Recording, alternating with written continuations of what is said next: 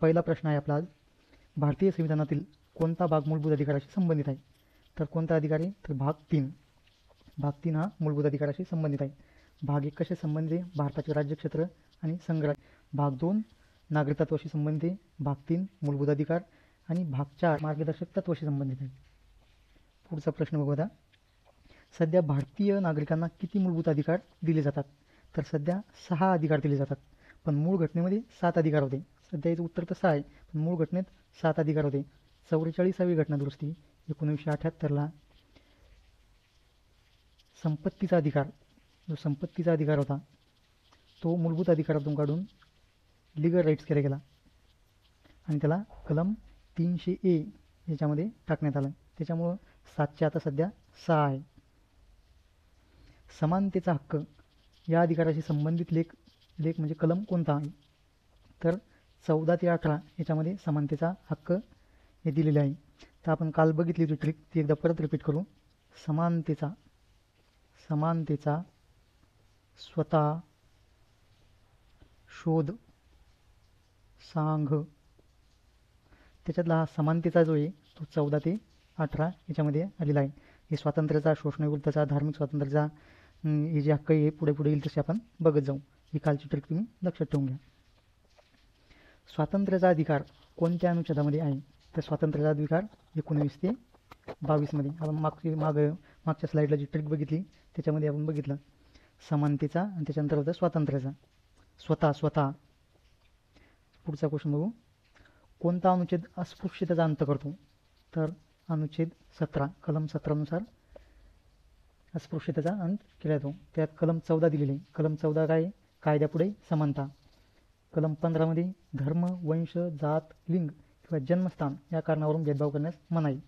आणि कलम 18 मध्ये दिलेले आहे किताब नष्ट करणे. आणि कलम 17 आहे अस्पृश्यांना नष्ट करणे. याच्यामध्ये कलम 16 बाकी आपला. तर कलम 16 मध्ये काय दिले? सार्वजनिक रोजगाराबाबत समान संधी. हा असा पूर्ण समानतेचा अधिकार जो आहे, समानतेचा 14 ते 18 पर्यंत हे आपण बघितला. पुढे जाऊया. आणीबाणीच्या काळातही कोणता मूलभूत अधिकार स्थगित केला जाऊ शकत नाही? तर आणीबाणीच्या काळात जीवन आणि वैयक्तिक स्वातंत्र्याचा अधिकार हा स्थगित केला जाऊ शकत नाही. आणि याचा आर्टिकल आहे 21, म्हणजे कलम 21 हा आणीबाणीच्या काळातही स्थगित केला जाऊ शकत नाही.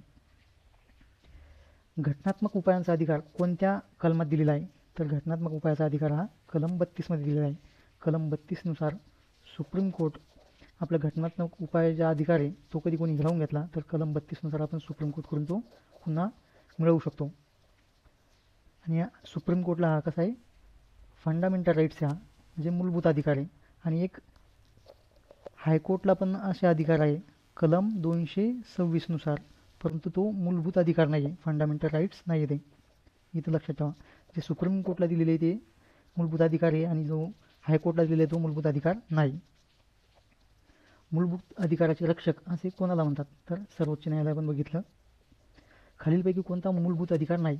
तर आता पहिल्याच क्वेश्चनमध्ये आपण बघितलं की संपत्तीचा अधिकार हा मूलभूत अधिकार सध्या आता नाही. अगोदर मूळ घटनेमध्ये होता, पण 44व्या घटनादुरुस्ती 1978ला तो कलम 300A मध्ये टाकण्यात आला. त्याच्यामुळे सध्या हा मूलभूत अधिकार नाही. आणि तो आता कोणता? कायदेशीर अधिकार आहे. 300A मध्ये टाकला 44व्या घटनादुरुस्ती. शिक्षणाचा अधिकार कोणत्या मूलभूत अधिकाराचा भाग आहे? तर शिक्षणाचा अधिकार हा जीवनाचा आणि वैयक्तिक स्वातंत्र्याचा अधिकार आहे आणि तो कलम 21A मध्ये. आणि 21A मध्ये त्याला टाकलं गेलं 86व्या घटनादुरुस्ती 2002 नुसार. 86व्या घटनादुरुस्ती 2002 नुसार 21A 6 ते 14 वयोगटातील जी मुलं आहे त्यांना शिक्षणाचा अधिकार, मोफत व सक्तीचे शिक्षण करण्यात आलेले आहे. 11. सांस्कृतिक आणि शैक्षणिक अधिकार कोणत्या अनुच्छेदामध्ये आहे? तर कलम 29 आणि 30 मध्ये सांस्कृतिक आणि शैक्षणिक अधिकार दिलेले आहे. 12. धर्म, वंश, जात, लिंग किंवा जन्मस्थान या आधारावर भेदभाव करण्यास प्रतिबंध कोणत्या कलमामध्ये दिले? तर आपण अगोदर बघितलं कलम 15 नुसार. कलम 15 नुसार ते दिलेले आहे. संघटना किंवा संघ स्थापन करण्याचा अधिकार कोणत्या अनुच्छेदात आहे? तर 19(1)C मध्ये हा अधिकार दिलेला आहे. मूलभूत अधिकाराचे संरक्षण कोण करतं? तर सर्वोच्च न्यायालयापर्यंत उच्च न्यायालय आपण बघितलं. सर्वोच्च न्यायालय कलम 32 नुसार आणि यांचा हा मूलभूत अधिकार आहे, म्हणजे मूलभूत हक्क आहे हा यांना. आणि जे उच्च न्यायालय 226 कलम 226 नुसार करतं, हा फंडामेंटल राईट्स नाही आहे. बेकायदेशीर बंदी झाल्यास कोणते वृत्त परिपत्रक दिला जातो, तर त्याला हेबियस कॉर्पस म्हणतात.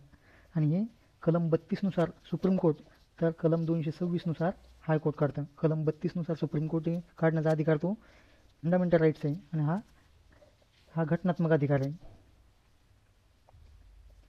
अनुच्छेद 16 कोणत्या अधिकाराशी संबंधित आहे, तर अनुच्छेद 16 आपण बघितला अगोदर पण, सार्वजनिक नोकऱ्यामध्ये समान संधी.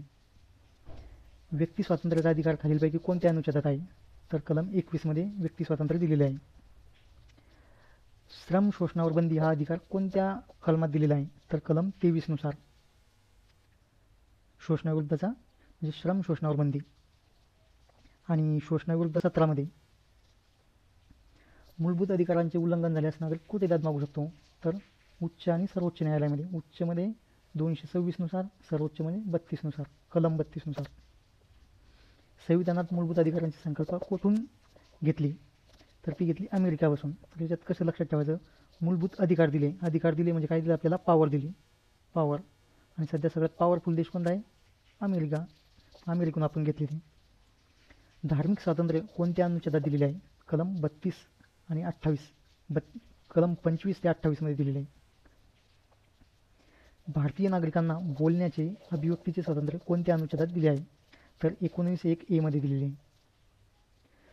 कोणते परिपत्रक प्रशासनाला कोणती सार्वजनिक कर्तव्य पार पाडण्यासाठी आदेश देतं, मॅनमॉस. अनुच्छेद 18 काय सांगतो, तर पदव्या आणि किताबावरील बंदी. शेवटचा प्रश्न आहे 25 नंबरचा. को वॉरंटो या परिपत्रकाचा उपयोग कोणासाठी होतो, तर अयोग्यपणे पद धारण केल्यास त्याचा उपयोग होतो. अशा प्रकारे आपण हे 25 क्वेश्चन बघितले. असंच आपण नेक्स्ट लेक्चरमध्ये पुन्हा 25 क्वेश्चन बघू. धन्यवाद.